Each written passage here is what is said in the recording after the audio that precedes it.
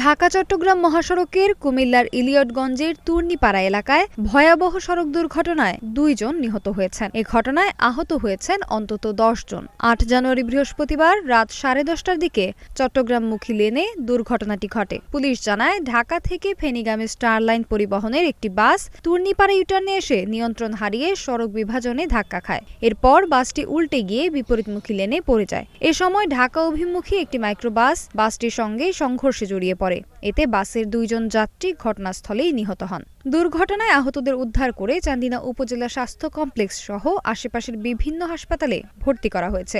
নিহতরা হলেন ফেনী ফুলগাজী থানার উত্তর আনন্দপুরের দুলামিয়া মজুমদার বাড়ির মজিবুল হক মজুমদারের ছেলে সাইদুল হক মজুমদার এবং নোয়াখালী কোম্পানীগঞ্জ থানার চরফকিরা গ্রামের মৃত আবুল বাশারের ছেলে মোহাম্মদ আরমান হোসেন।